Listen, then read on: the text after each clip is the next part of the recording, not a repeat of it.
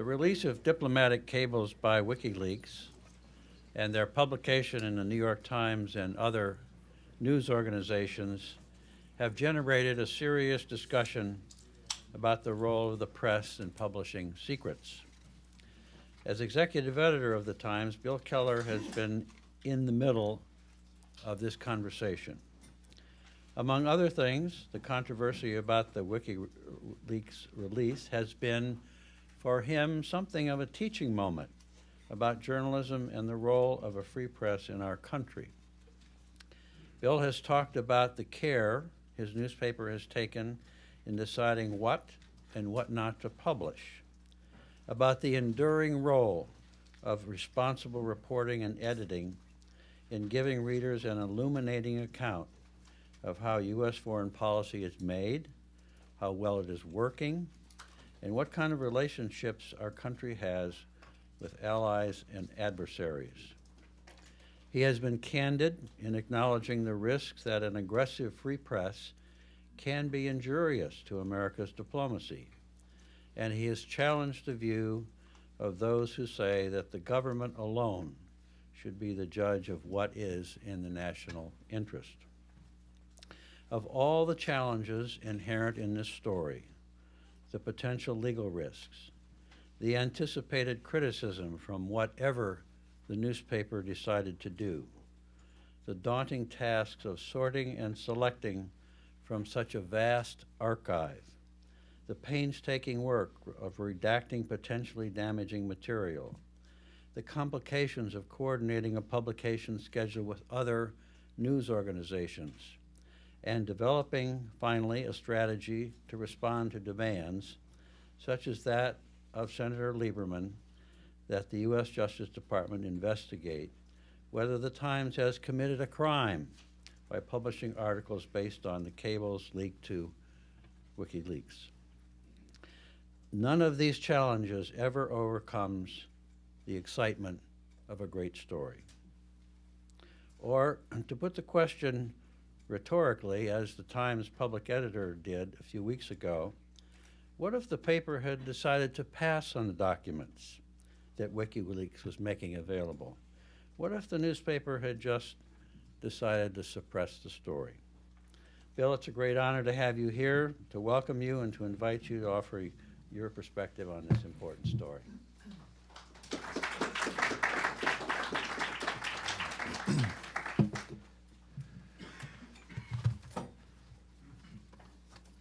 My aim here is to bore you all into submission so that the question and answer period goes smoothly from my point of view. Based on the panel I just watched, that's probably not going to happen, but I'm going to do my damnedest. About 4 years ago, I was invited to speak at the University of Michigan on the subject of secrets, national security, and the press. Obviously, a lot's happened in the 4 years since I gave that speech, and in fact, a lot's happened just in the last 4 weeks. But I believe the fundamental issues remain essentially unchanged. So even after, and that's true even after the tsunami of secrets unleashed by WikiLeaks. And I also think that it's useful to take the long view on this question of the press and secrecy. So in the unlikely event that anyone in this audience was present in Ann Arbor in 2006, you may recognize my talk today as a considerably updated version of that lecture, which either exposes my lack of imagination or shows that I have a sturdy sense of consistency. On my desk in New York, I keep my all-time favorite piece of reader feedback, dating back to a couple of years that I spent in blissful exile on the New York Times op-ed page. It's an angry postcard that arrived from a nun named Sister Veronica McRooney after I wrote a column that suggested certain similarities between the Vatican and the Kremlin. The postcard is a picture of the Pope with Cardinal O'Connor, and the message was typed on the back with an actual typewriter. It concludes as follows: "Obey your holy priests and bishops or risk excommunication, anathema, and eternal hellfire." 2 exclamation points. As the wayward product of a Catholic education, I can tell you that I responded to that postcard by sitting up straight and folding my hands on the desk where Sister could see them. And when I finally got my current job in 2003, I propped Sister Veronica's postcard on my desk to remind myself to be humble. As it turned out, I would have lots and lots of other reminders. The people who wake up every morning intent on keeping me humble include the faith-based partisans of the right and left, the vigilantes of the blogosphere, the radio talk show hosts and television shouting heads, the bottom feeders of our own homegrown gossip columns, and a legion of media obsessives. Our critics include readers of the New York Times, a bright, engaged, and opinionated audience that's still convinced we signed on with Satan when we removed their Sunday TV guide from the print editions. And on top of all that, we actually pay somebody good money, a public editor we call him, to griddle us in the pages of the New York Times. So as a staunch believer in free speech, I am regularly hoist on my own petard. Among that critical chorus, no subject has provoked a higher pitch of indignation than our decisions from time to publish secret information, especially secret information concerning wars in progress or the more diffuse struggle against terrorists seeking to do us harm. At least until this year, nothing the Times had done on my watch had caused nearly so much agitation as two stories we published about tactics employed by the Bush administration after the attacks of September 11th. One article, which was published in 2005 and won a Pulitzer, revealed that the National Security Agency was eavesdropping on domestic phone and email conversations without the legal courtesy of a warrant. The other, published in 2006, described a vast Treasury Department program to screen international banking records. Both of these programs, the domestic eavesdropping and the banking surveillance, were designed to catch terrorists. And just in case you're wondering, I'm in favor of that. Both of these programs were highly classified, so classified, in fact, that some members of Congress who would normally expect to have oversight of these activities were kept out of the loop. And in both cases, senior officials of our government argued strenuously beforehand that the Times should not publish, that to do so would give a lethal advantage to enemies of America. My only experience of the Bush Oval Office was a visit in which the president advised me and my publisher that if we revealed the warrantless eavesdropping program, the Times should expect to be held accountable for the next terrorist attack on America. That's not a warning one shrugs off. By the way, I recently read President Bush's account of that meeting in his new book. His account is very brief, and it concludes as follows. 10 days later, Bill Keller called Steve Hadley, the National Security Advisor, to say the Times was going forward with the story. We had no chance for a closing argument. They had posted it on their website before Keller placed the call. Actually, that's not true. We posted the story only after we'd given the White House advance word of our intentions, and if Mr. Bush's publisher wants recommendations of some good fact checkers before the paperback edition comes out, I'll be happy to help. The White House reaction when we decided to publish was predictably fierce. The administration defended the program aggressively and meanwhile ordered the FBI to begin a leak investigation in search of our sources. After our second offense, the publication of the story about banking surveillance, the administration cranked up the outrage to a decibel level that probably violated Common Article 3 of the Geneva Conventions. In the course of 3 days, the Vice President, the President, and the Treasury Secretary took turns denouncing us as shameful and indifferent to the national interest. Members of Congress held a festival of indignation on the House floor, where my paper was accused of treason. Following hard upon the official tirade, we had an amen chorus of voices questioning our motives, impugning our integrity, and suggesting appropriate sanctions. A polemic by Gabriel Schoenfeld in the magazine Commentary proposed that the Times be charged under Section 798 of the Espionage Act, which declares that it's a crime in some circumstances to publish information about, quote, communications intelligence activities. The prospect of Times editors and reporters wearing orange jumpsuits was not nearly enough for a right-wing radio pundit out in San Francisco who suggested that I should go to the gas chamber. Another stalwart defender of the national interest posted a map to my apartment on the internet with an invitation to terrorists and lunatics. If any of you are acquainted with New York apartment life, you can imagine how that went over with my co-op board.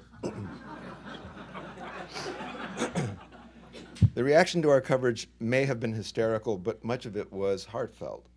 I'm pretty sure the White House outbursts reflected genuine frustration, a conviction that in perilous times the president needs extraordinary powers, unfettered by congressional oversight, court meddling, or the strictures of international law, and certainly safe from the attention of nosy reporters. And in the public realm, I know there is real confusion about why somebody like me should be able to defy the wishes of the President of the United States on a matter as unquestionably urgent as protecting the country from homicidal enemies. This debate has been rekindled this year thanks to an organization whose name at first sounded to me like a brand of adult diaper. We've now published 3 rounds of stories based on documents supplied to us by WikiLeaks, 2 on military field reports that illuminated aspects of the wars in Afghanistan and Iraq, and a series, as you all know, based on secret communications between the State Department and its outposts around the globe. This time around, the administration reaction was different from what we encountered earlier. It was mostly sober and professional and grown-up. The Secretaries of State and Defense and the Attorney General resisted the opportunity for a crowd-pleasing orgy of press bashing. There has been no serious official talk, unless you count that somewhat ambiguous hint by Senator Lieberman of pursuing news organizations in the courts. Though the release of these documents was certainly painfully embarrassing, the State Department nonetheless engaged with us in an attempt to prevent the release of material genuinely damaging to innocent individuals or the national interest. But there has been criticism, official and otherwise, and it generally strikes 3 themes. 1, that the documents were of dubious value because they told us nothing we didn't already know. 2, that the disclosures put lives at risk, either directly by identifying confidential informants or indirectly by complicating our ability to build alliances against terror. And 3rd, that by doing business with an organization like WikiLeaks, the Times and other news organizations compromised their impartiality and independence. I'll respond briefly to each point. First, I'm a little puzzled by the complaint that most of the embassy traffic we disclosed did not profoundly change our understanding of how the world works. Folks, 99% of what you read or hear on the news does not profoundly change our understanding of how the world works. News mostly advances by inches and feet, not in great leaps. The value of these documents, and I believe they have immense value, is not that they expose some deep, unsuspected perfidy in high places, or that they upend your whole view of the world. For those who pay close attention to foreign policy, these documents provide texture, nuance, and drama. They deepen and correct your understanding of how things unfolded. They raise or lower your estimation of world leaders. For those who do not follow these subjects as closely, the stories are an opportunity to learn more, and to learn it in a particularly lively way. If a project like this makes readers pay attention, think harder, understand more clearly what is being done in their name, and I think our coverage of the WikiLeaks material has done all of those things on a grand scale, then we have performed a public service. Of course, if you'll forgive a self-serving corollary, when you're given access to years of secret diplomatic traffic and the contents do not cause you to gasp in amazement, that suggests the news media have been doing a pretty good job over the years of getting things mostly right. As for the risks posed by these releases, they are real. WikiLeaks' first data dump, the publication of Afghanistan war logs, included the names of confidential informants that the Times and other news organizations had carefully purged from our own coverage. WikiLeaks was roundly criticized for putting lives at risk, and in its subsequent postings, it has largely followed the example of the news organizations and redacted material that could get people jailed or killed. Whether this practice is adequate and whether it will continue is beyond my power to predict or influence. WikiLeaks does not take guidance from the New York Times. In the end, I can only answer for what my own paper has done, and I believe that we have behaved responsibly. Now, as for the idea that the mere publication of such a wholesale collection of secrets will make other countries less willing to do business with our diplomats, I'm skeptical, and I will summon to my defense the Defense Secretary himself, who called that concern overwrought and pointed out that foreign governments cooperate with us not because they necessarily love us, not because they trust us to keep all of their secrets, but because they need us. And in the somewhat more jaundiced view of Fuad Ajami of Johns Hopkins, foreign leaders will continue to talk to us. It's the way of power to brag. As for our relationship with WikiLeaks, throughout this experience, we have regarded Julian Assange and his merry band of hackers and anarchists and provocateurs as a source. I will not say a source pure and simple, because as any reporter or editor in this room can attest, sources are rarely pure or simple. You don't, as a rule, endorse their agenda, echo their rhetoric, applaud their methods, or, most important, allow them to shape or censor your journalism. Your obligation as an independent news organization is to verify the material if you can, to supply context, to exercise responsible judgment about what to publish and what not, and to make sense of it. That's what we attempted to do, as we would do with any documents that fell into our possession. In the days after we launched our respective series on the embassy cables, both Alan Rusbridger, the editor of The Guardian in London, and I went online to answer questions from our readers. The Guardian, which bills itself as a center-left paper and which has a readership somewhat more sympathetic to the guerrilla sensibilities of WikiLeaks, was pelted with comments along the lines of, "How dare you censor these documents? What are you hiding? Post everything now." The mail sent to the Times, at least in the first day or two, came from a somewhat different perspective, I would say. Many readers were indignant and alarmed. Who needs this? How dare you? Who made you God? The questions are natural and by no means new, though I think they arrive now with a heightened tone of anguish. That's partly because September 11th introduced a new sense of vulnerability in our country. It's partly the popular sense that the elite media has become too big for its britches, a notion loudly encouraged by the Fox News wing of conservative opinion. And it is partly a symptom of a national conversation that has overall become more polarized and strident. Decisions to publish classified information are certainly not driven by indifference to the fate of the country. In fact, journalists at the Times have a large and personal stake in the country's security. For starters, we live and work in a city that has been tragically marked as a favorite terrorist target. Our journalists plunged into the fiery ruins to tell the story of 9/11. Moreover, the Times has 9 staff correspondents assigned to the 2 wars still being waged in the wake of that attack in Iraq and Afghanistan, plus a rotating cast of photographers, visiting writers, and scores of local stringers and support staff. They work in this high-risk environment because, while there are lots of places you can go for opinions about the war, there are few places, and fewer by the day, where you can go to find honest, on-the-scene reporting about what's actually happening. We take extraordinary precautions to keep them safe, but we've had 2 of our local journalists murdered for doing their jobs. We've had 4 journalists held hostage by the Taliban, in one case for 7 months. We had 1 Afghan journalist killed in a rescue attempt, and last month while I was in Kabul, we got word that a photographer embedded for us with troops near Kandahar had stepped on an IED and lost both of his legs. We're invested in the struggle against murderous extremism in another sense.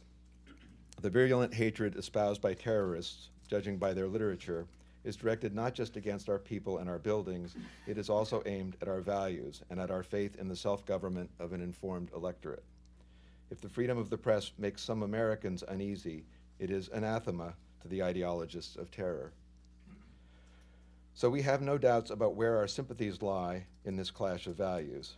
And yet, we cannot let those sympathies transform us into propagandists, even for a system we respect.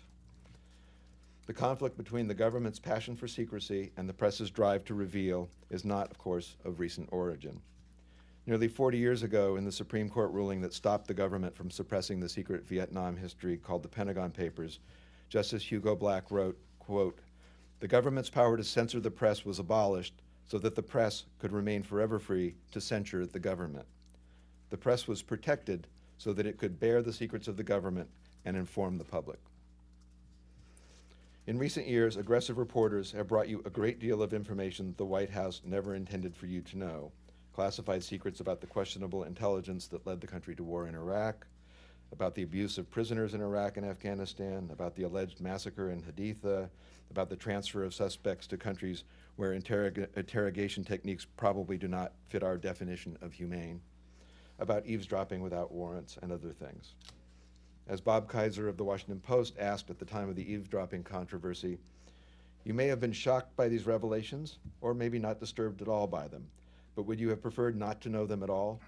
If a war is being waged in America's name, shouldn't Americans understand how it is being waged?" Government officials understandably want it both ways. They want us to protect their secrets, and they want us to trumpet their successes. This, too, is nothing new. I hope you'll indulge me another wallow in the Pentagon Papers case. Although the specific issue at the time, whether the government could restrain the press from publishing, whether it could censor the news, is not quite the issue we face now, the debate over the Pentagon Papers produced a rich literature on the subject of government secrets. And one of the finest documents to emerge from the voluminous legal history of that case is the affidavit filed at the district court level by one of my predecessors, Max Frankel. At the time, Max was the paper's Washington bureau chief, and in his affidavit he described the role of secrets in the ritual life of Washington. Presidents make secret decisions only to reveal them for the purposes of frightening an adversary nation, wooing a friendly electorate, protecting their reputations, he wrote. The military services conduct secret research in weaponry only to reveal it for the purpose of enhancing their budgets, appearing superior or inferior to a foreign army, gaining the vote of a congressman or the favor of a contractor. The Navy uses secret information to run down the weaponry of the Air Force. The Army passes on secret information to prove its superiority to the Marine Corps. High officials of the government reveal secrets in the search for support of their policies or to help sabotage the plans and policies of rival departments. Middle-rank officials of government reveal secrets so as to attract the attention of their superiors or to lobby against the orders of those superiors. That is very much the way things still work in Washington. The Treasury Secretary at the time of our report on the bank monitoring program, John Snow, was utterly scandalized by our decision to publish. But in September 2003, a few years earlier, the same Secretary of Snow invited a group of reporters to travel with him and his aides on a military aircraft for a 6-day junket to show off the department's efforts to track terrorist financing. The Secretary's team discussed many sensitive details of their monitoring efforts, hoping they would appear in print and demonstrate the administration's relentlessness against the terrorist threat. So one man's security breach is another man's PR campaign, and sometimes they're the same man. For further evidence that our government is highly selective in its approach to secrets, look no further than Bob Woodward's all but authorized accounts of the innermost deliberations of our government.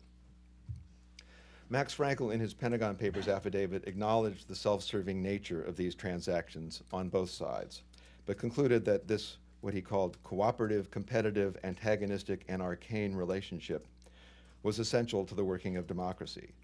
Without this trafficking in secrets, he said, there could be no adequate diplomatic, military, and political reporting of the kind our people take for granted, either abroad or in Washington, and there could be no mature system of communication between the government and its people. Max, by the way, weighed in recently on the WikiLeaks controversy, in The Guardian of all places, noting that an estimated 3 million people have access to the database from which the secret cables were pilfered. He wrote, "Governments must finally acknowledge that secrets shared with millions of cleared officials, including lowly Army clerks, are not secret. They must decide that the random rubber stamping of millions of papers and computer files each year does not a security system make. What common sense has so far failed to teach, technology will surely now command. Chase away the WikiLeaks enterprise, and another web-savvy crowd will reopen for business within hours. The threat of massive leaks will persist so long as there are massive secrets. An ambassador needing to protect a confidence needs to limit his audience to a few superiors. A diplomat looking to educate the government at large needs to hide his authorship of widely circulated reportage." How do we as editors reconcile the obligation to inform, which is our fundamental purpose, with the responsibility to protect? Sometimes the judgments are easy. Our reporters in Iraq and Afghanistan, for example, take great care not to divulge operational intelligence in their reports, knowing that in this internet age, it could be seen and used by hostile combatants. In our handling of the WikiLeaks documents, as I said, we excised the names of informants, dissidents, human rights activists, academics, and others who would be endangered if their conversations with American diplomats were known. Often the calculations are far more difficult. There is no magic formula, no neat metric, either for the public's interest or for the dangers of publishing sensitive information. We make our best considered judgment. When we come down in favor of publishing, of course, everyone hears about it. When we exercise restraint, most of the time, few people are aware. But editors of major American papers have, in the past few years, had the experience of withholding or postponing articles when the administration convinced us that the risk of publication outweighed the benefits. The Washington Post, in disclosing that the CIA was imprisoning terror suspects at secret locations in allied countries, withheld the identities of those host countries. The Los Angeles Times chose not to publish the contents of computer hard drives purchased by reporters in an Afghan bazaar. My own paper has held articles that, if published, might have jeopardized efforts to protect vulnerable stockpiles of nuclear material. Probably the most discussed example of restraint was my decision not to disclose the NSA eavesdropping program when we first learned of it. It took more than a year of further reporting before I was convinced that we knew enough to publish despite the president's personal plea for secrecy. For that caution, the Times was castigated by critics of the Bush administration, who speculated that if we'd rushed the information into print before the 2004 elections, the outcome might have been different. I tend to doubt that's so, but in any case, I could not in good conscience publish the story until I was confident the public value of exposing it outweighed the danger of putting lives at risk. I understand that honorable people may disagree with any of these choices, the decision to publish or the decision not to publish, but making those decisions is the responsibility that falls to editors, a corollary to the great gift of our independence.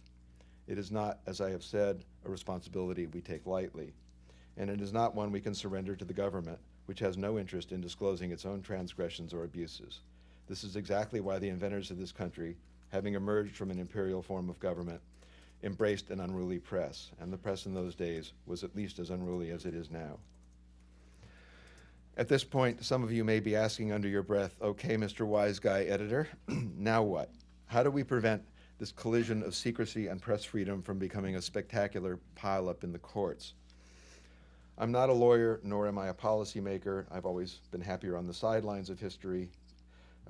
So what follows is just the view of one editor, and it will be more rumination than prescription.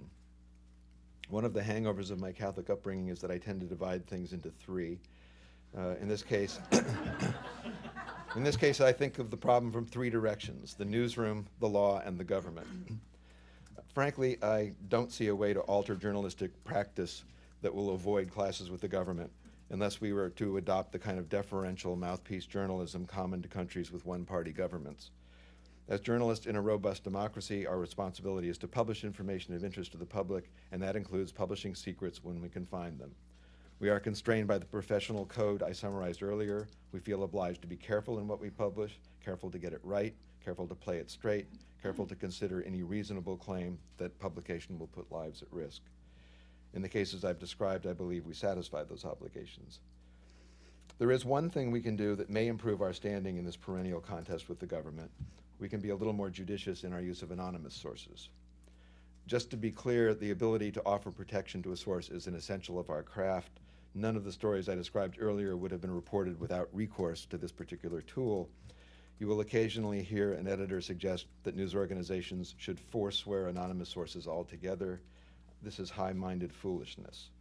Without the option of protecting sources, with recourse only to an increasingly redacted public record, the coverage of government and other powerful institutions would tend more and more towards press conference stenography. But a more selective and clear-headed use of unnamed sources could have beneficial effects. For one thing, it would improve our credibility with the public, which ultimately decides the fate of press-bashing politicians.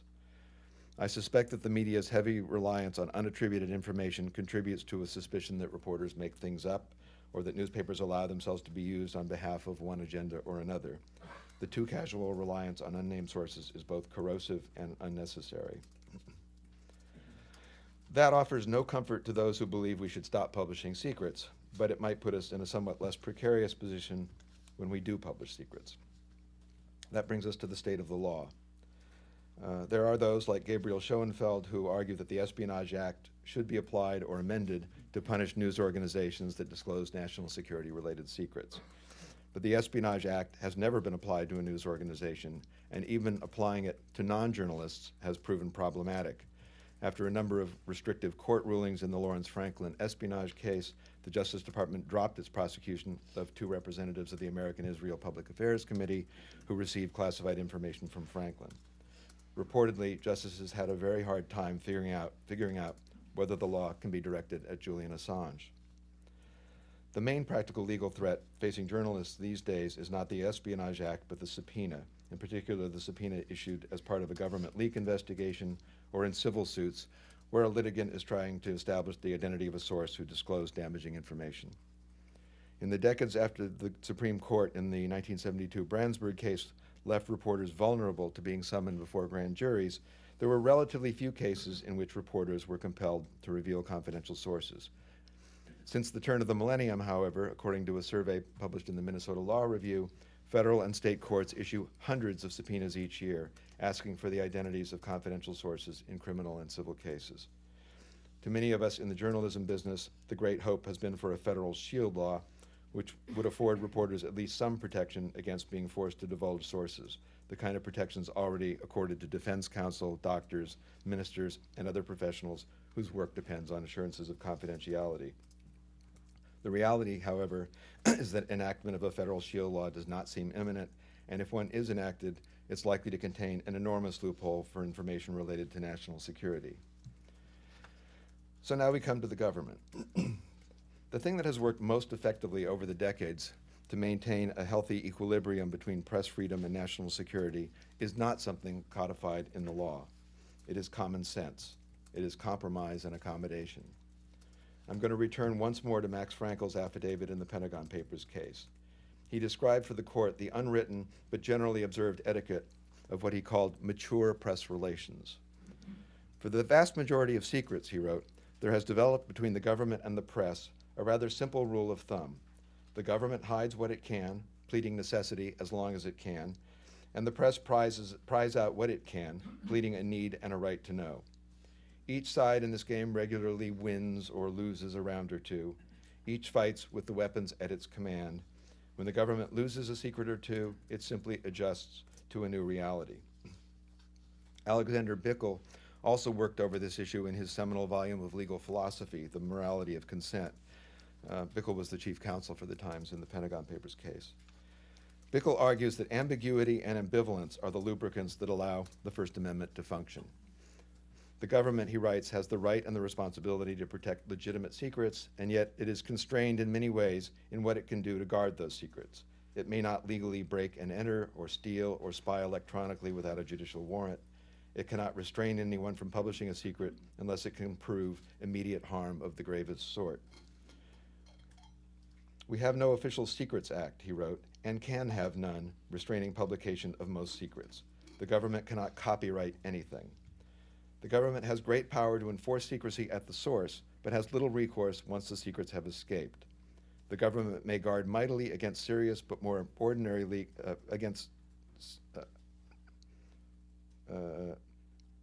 sorry, lost my track here.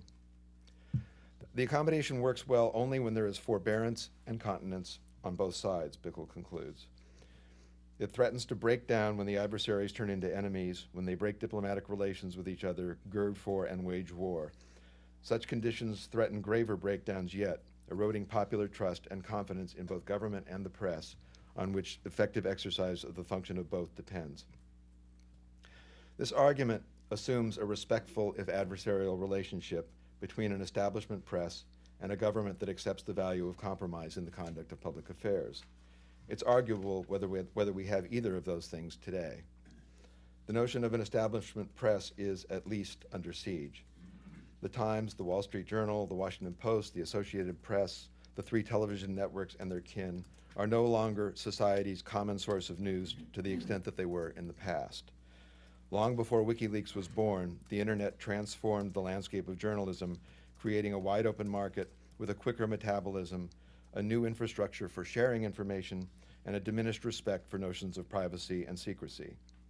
This democratization of the media has brought healthy change, introducing new voices and new audiences to the national conversation, but it has contributed to a blurring of the very definition of who is a journalist.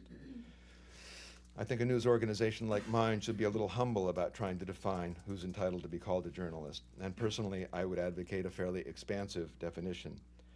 But it's likely that the legions of internet journalists includes at least a few who would not share my compunction about disclosing life-threatening information. I suspect the official custodians of America's secrets would say that Max Frankel's rule of thumb, the idea that government should accept an occasional loss and learn to live with it, is no longer operative in a world where anyone with an internet service provider can be a publisher. Daniel Ellsberg needed the New York Times. WikiLeaks does not. So far, however, mainstream news organizations are more likely to unearth important secrets than rogue bloggers. We have reporters dedicated to the hard, painstaking work of reporting on national security issues, developing sources, building trust, piecing together details into patterns. Contrary to popular mythology, sensitive secrets do not generally fall into our hands. They may begin with a tip from a source who has a grievance or a guilty conscience, but those tips are just the beginning. Reporters operate without security clearances, without subpoena powers, without spy technology. They work rather with sources who may be scared, who probably know only part of the story, who may have their own agendas that need to be discovered and taken into account. Reporting secret information with confidence usually entails a multitude of sources, ideally backed by documentary evidence. One of the striking things about that NSA eavesdropping story is that more than a year elapsed between the time our reporters dug out the information and the time we published it, and yet it did not surface anywhere else. The information was that hard to get. The leaders of WikiLeaks will tell you that they've changed all of that they have introduced a new era of hacker-enforced transparency. I'm not so sure. While it is true that there are many more seekers poking at the repositories of secret information, I don't see that the doors to America's secrets or the world's secrets have been blown wide open. It's worth pointing out that if you believe federal prosecutors, all of WikiLeaks' major breaches of security have come from a single troubled American soldier. Whether other insiders will choose to risk long prison terms by siphoning secrets to WikiLeaks, it's too early to tell. So while the mainstream press might not enjoy the hegemony it held before the internet, we have not yet fallen into information anarchy. Most of what the country knows about the secret activities of its government, it knows thanks to serious news organizations that still take their responsibilities seriously. Across the table, however, we cannot always count on a government that is inclined, in Bickle's phrase, toward continence and forbearance. The current administration, as I noted earlier, has fit that description rather well so far, reacting calmly and professionally, but the previous administration, not so much. Much has been said about the ostensible danger of newspapers publishing news of wiretapping or bank surveillance or whatever. I'd like to turn the telescope around and pose this question. What are the consequences for our national security if our government seeks to severely curtail the flow of information? 2 years ago, we said goodbye to an administration that had been more secretive, more mistrustful of an inquisitive press than any since the Nixon administration. It treated freedom of information requests with contempt, took information off of government websites, asserted claims of executive privilege over documents. The Bush administration subsidized propaganda at home and abroad, refined the art of spin, discouraged dissent, and sought to limit traditional congressional oversight and court review. The war in Iraq alone is a case study of the administration's determination to dominate the flow of information, from the original cherry-picking of intelligence to the deliberate refusal to hear senior military officers when they warned of the potential for chaos, to the continually inflated claims about the progress in building up an indigenous Iraqi army. And when that administration's secrets seeped out, the response was sometimes to launch the FBI and to threaten reprisals. The Bush White House did not formally endorse the creative view that the Espionage Act should be employed against journalists, but it did not hurry to disavow that view either. And administration officials were heard to suggest in private conversation that they would be tempted to propose a British-style Official Secrets Act, a move to criminalize reporting that many legal scholars regard as a frontal assault on the First Amendment. I strongly suspect that these attempts to enforce a single authorized version of the truth help explain why that most secretive of administrations so often lost control of its most sensitive secrets. Military officers appalled by the rosy portrayal of our triumphs in Iraq, government lawyers disturbed by what they saw as a cavalier attitude towards civil liberties and the balance of powers, career intelligence officers who felt their work had been massaged to conform to what their superiors want to hear. I think you would find that these were among our best sources during the Bush administration. Or, as our media columnist Dave Carr wrote one time, leaks tend to affect ships that aren't seaworthy to begin with. The distaste for dissent has another cost. Fighting terrorists, whatever method you choose, depends on making alliances at home and abroad. It depends on a consensus of the civilized world. And I wonder whether the discrediting of honest critics undermines the unity of purpose essential to such a struggle. A few years ago, when the outcry over our NSA eavesdropping story still echoed, Jonathan Rauch made an interesting argument in the Atlantic Monthly. Let me read it. If the country seriously intends to prevent terrorism, then spying at home, detaining terror suspects, and conducting tough interrogations are practices the government will need to engage in for many years to come. Instead of making proper legal provisions for those practices, Bush has run the war against jihadism out of his back pocket as a permanent state of emergency. He engages in legal ad hocery and trickery, treats Congress as a nuisance rather than a partner, and circumvents outmoded laws and treaties when he should be creating new ones. Rauch concludes, of all President Bush's failings, his refusal to build durable underpinnings for what promises to be a long struggle is the most surprising, the most gratuitous, and potentially the most damaging, both to the sustainability of the anti-terrorism effort and to the constitutional order. If that's true, then the coverage I've been discussing, the WikiLeaks documents, the disclosure of warrantless eavesdropping, and all the rest, this coverage is not just something to defend as our constitutional right, it's something to be celebrated as our obligation to the national good. This coverage has raised important questions about the proper balance between liberty and security and about the limits on executive power in our democracy. It has somewhat emboldened the courts and Congress to play their assigned role in the system of checks and balances. It has blossomed into one of the most urgent political debates of our time, joining the question of how we protect ourselves to the question of exactly what it is that we are protecting. And it is just possible that by forcing these questions onto the national agenda, the press has created the possibility of a national consensus, a foundation for the long defense of our freedoms. Speaking as a citizen, I hope it's not too late for that. And speaking as an editor, I hope those of us in the journalism world are not so preoccupied by our struggling business model or so busy dumbing down and downsizing in pursuit of non-readers that we can't find time to think about and speak up about what our business is for. Thank you.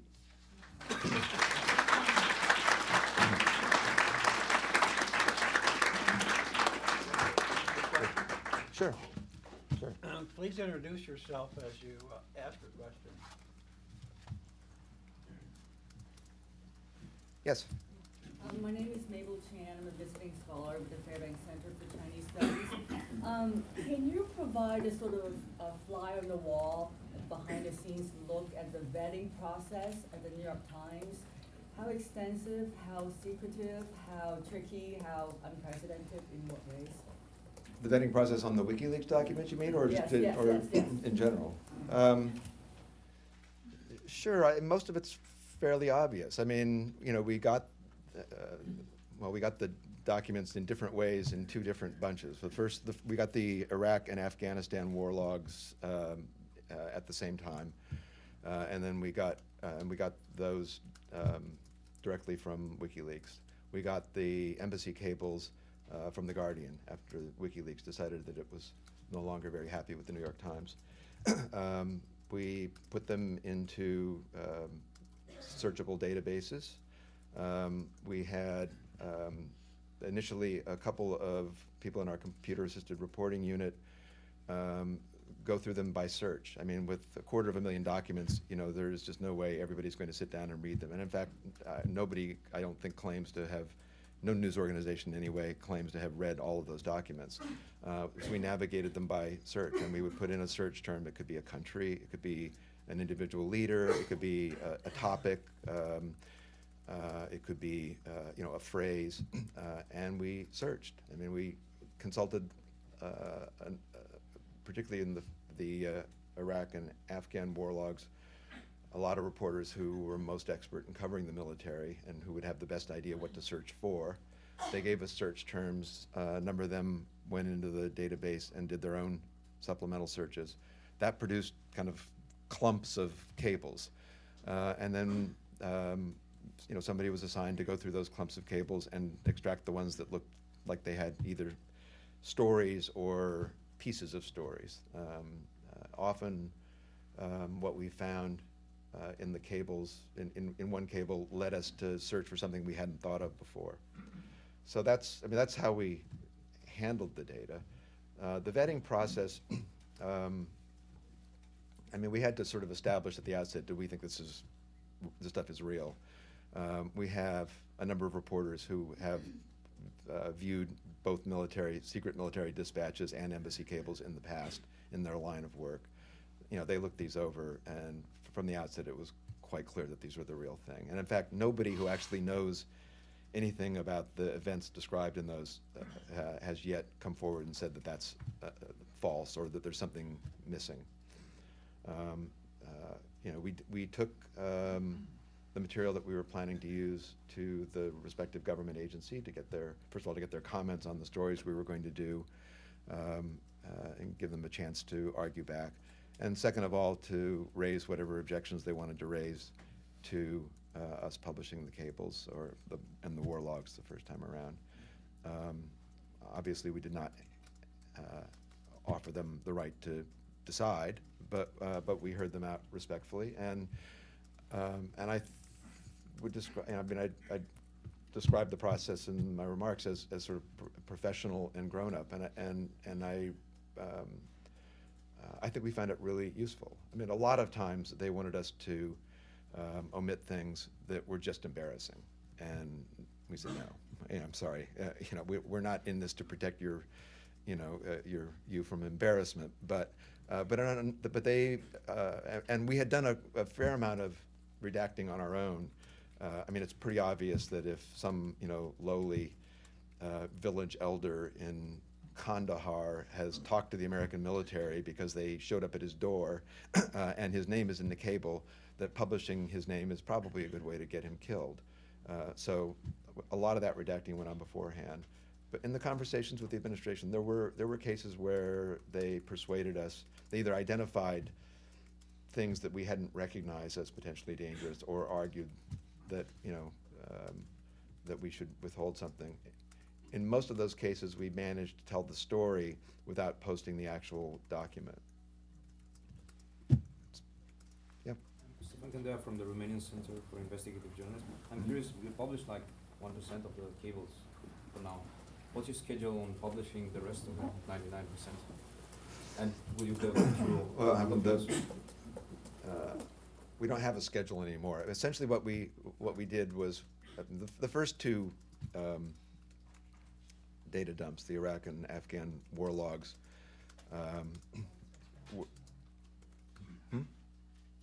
The first two data dumps, WikiLeaks posted after we'd had considerable length of time to read the documents and prepare our stories, and they essentially gave us the material with an embargo, a familiar enough and generally loathed but observed practice in Washington, the embargo.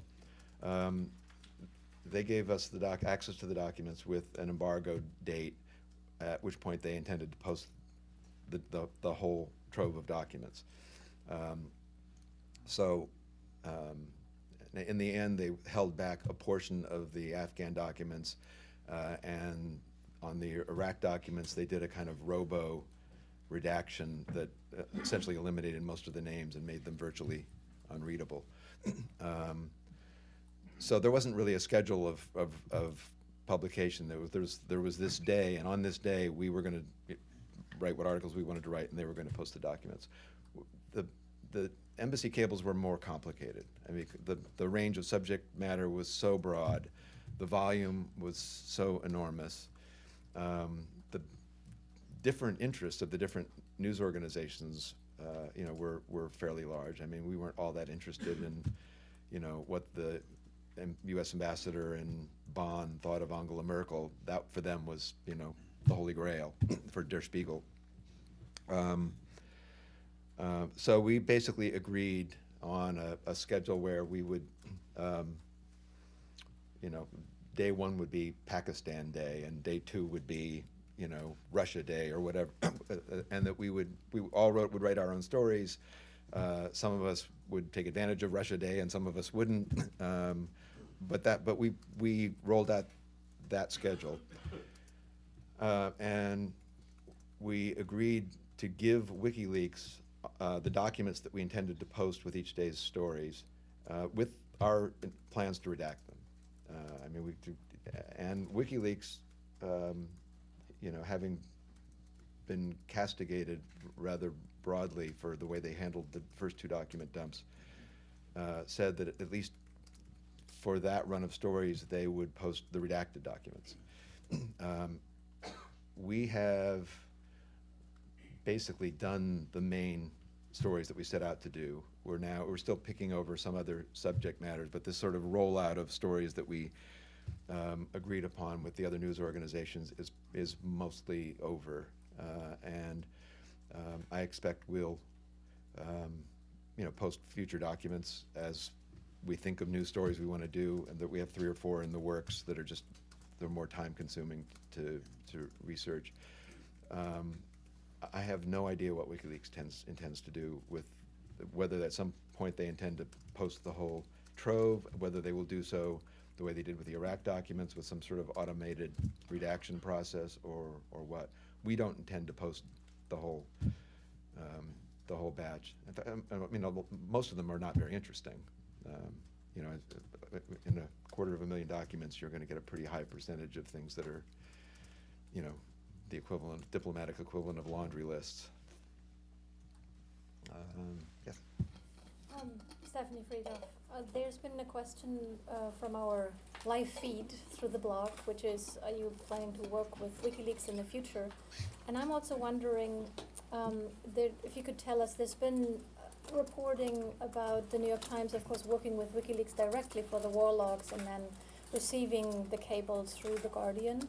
What's the story behind that? Well, Julian Assange has never explained to me explicitly, why they decided to cut us off after the first 2 rounds. But he has complained to me explicitly about a number of things that we did that he disapproved of. So I intuit that the reason that he didn't give us that particular trove of information was because of those things that he was unhappy with. They included the fact that we did not link to the WikiLeaks website with our first posting, which was a conscious decision on our part not to link. I mean, obviously anybody can go find it. So it's more of a symbolic gesture than anything with practical impact. But we were not going to link to a database that we knew was likely to include the names of innocent Afghans. He was unhappy with a story that we did about Bradley Manning. We did a number of stories about Bradley Manning, but one of them that looked into his background and the reasons or possible reasons for his deep disenchantment with the military. Mr. Assange didn't like much. And he particularly disliked a profile that we wrote of him, that John Burrs wrote and we ran on the front page, which talked about the divisions and tensions within WikiLeaks as an organization, which a number of his colleagues attribute to his rather domineering management style. So would you work with WikiLeaks in the future? Well, what I've said from the very beginning of this is that WikiLeaks was a source.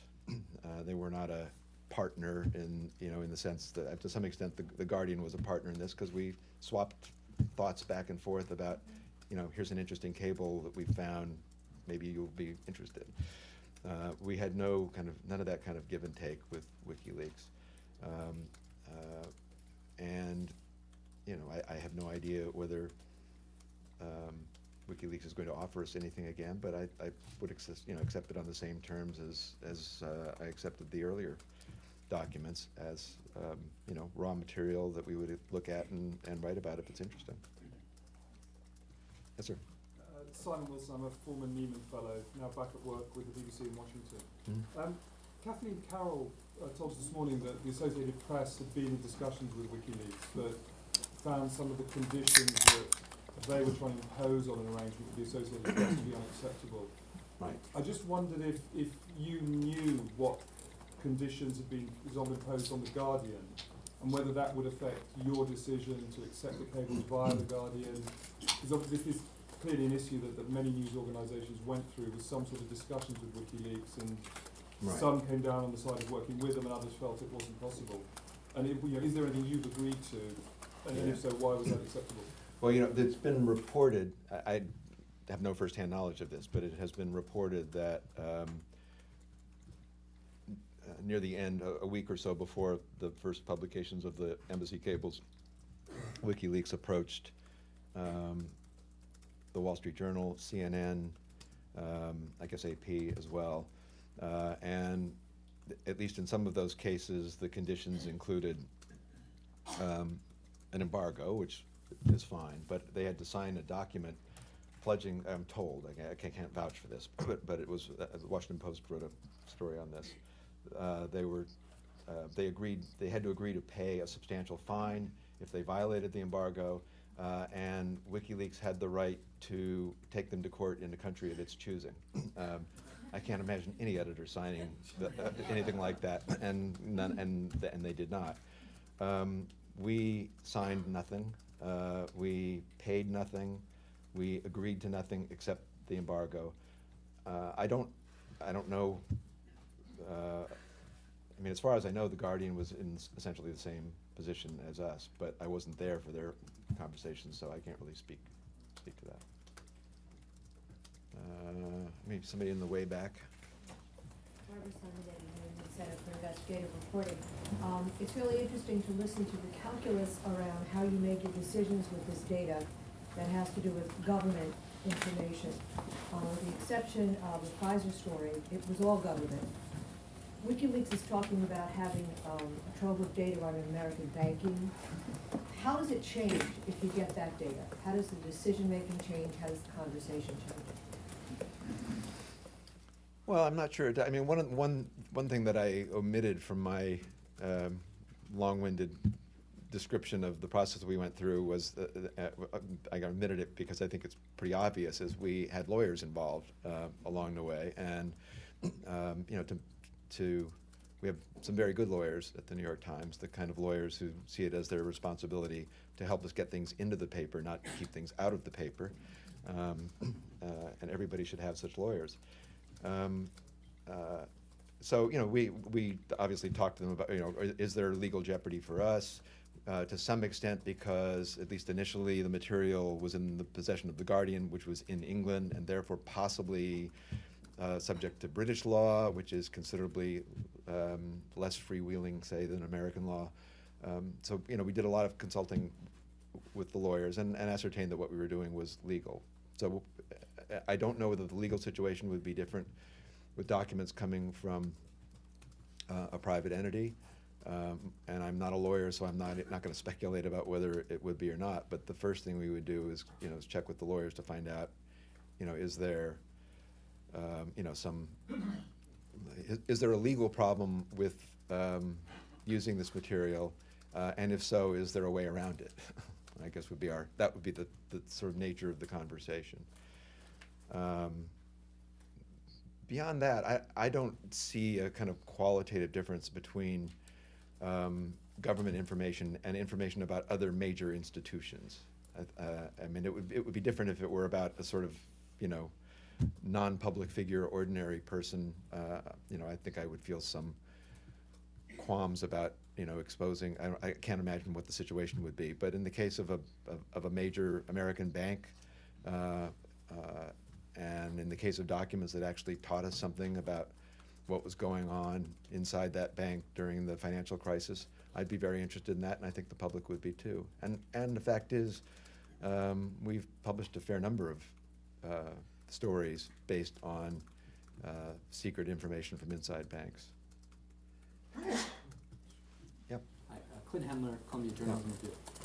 Would you be troubled by an Espionage Act prosecution of Julian Assange? And if so or if not, could you elucidate any legal difference you see between the Times' publication of these documents and WikiLeaks' release of these documents? I'm not a lawyer, and I think our lawyers would kill me if I tried to answer that question. Huh? Would you be troubled by an Espionage Act prosecution of Julian Assange?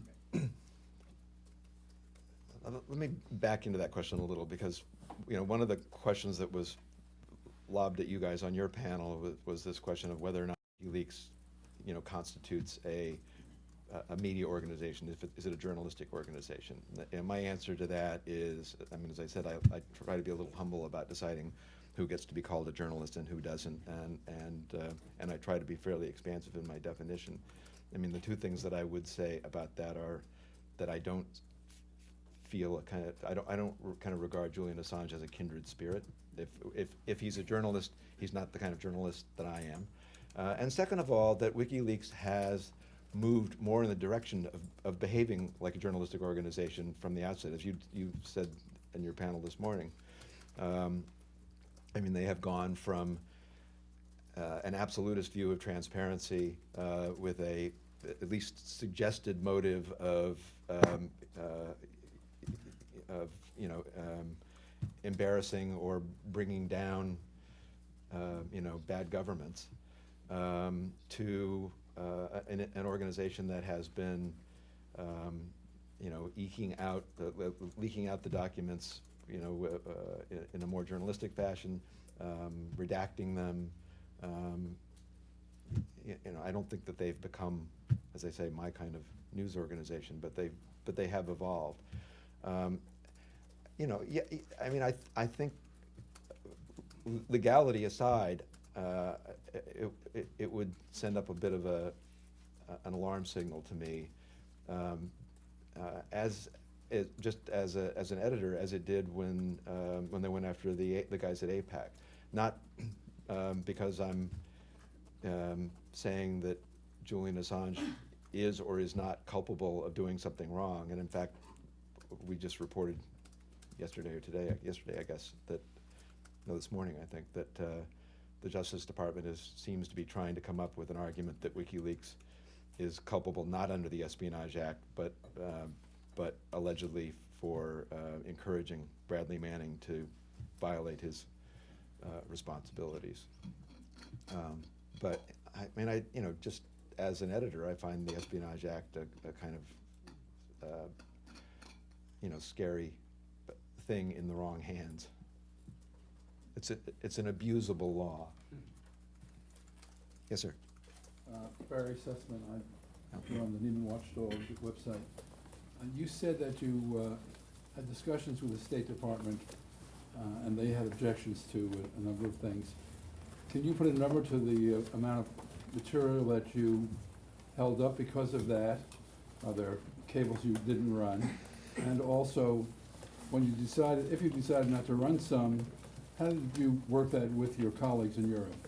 Did they defer to your judgment in each instance?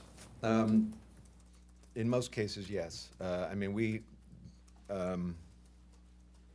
each of the news organizations made its own attempt to redact the documents, and in some cases, other news organizations posted documents that didn't have any great interest for us. El País has done a lot of things that seem not terribly interesting to us, but to a Latin American audience, might be more interesting. So they were posting documents that we were not posting, and they made their own attempts to redact them. But we passed along to them all of what we had decided to do, and what the State Department had requested us to do, for them to decide, obviously, on their own. I can't really put a number on it, and it's because we did so much, redacting, kind of common sense redacting on our own. It would be a misleading answer if I had a number. No. You just talked about kind of your relationship with the other news organizations during this process.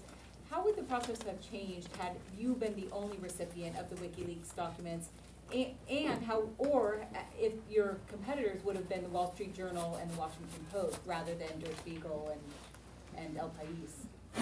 Yeah, I mean, that calls for a lot of speculation. I mean, if we had it all by ourselves, it would have, I think, been a lot simpler. I mean, getting journalists to cooperate is like herding cats. Although there are precedents. We've done it in the past, notably in 2000 when a lot of newspapers, including, I think, the Washington Post and our direct American competitors, organized a consortium to recount the ballots in Florida. And that was a bit of a management undertaking too. But it's always easier if you don't have to involve a whole lot of other people. How would it have been different if we had, if it had been the Washington Post instead of the Guardian? Well, I mean, I think probably we would not have had some of the kind of casual water cooler conversations that we had with the Guardian about, did you happen to notice cable number blah blah blah, which is sort of interesting. I think we would have tended to hoard those bits of information for ourselves. But otherwise, you know, I can conceive of such a collaboration. We can take one more question. Yeah. Okay. Hi, Terry Koy, I'm a photographer. And this is kind of tangential, I guess, but I was in Afghanistan a few weeks ago when Joe Silva had his legs blown off. Yeah. And I was wondering, what kind of policy does the New York Times have when this kind of thing happens? And is it different if the individual is a freelancer or a staffer, or if they're one of the local hires, like a driver or a fixer or a translator? Our policy is that if somebody is doing work on our behalf and they get hurt or injured, then we're responsible.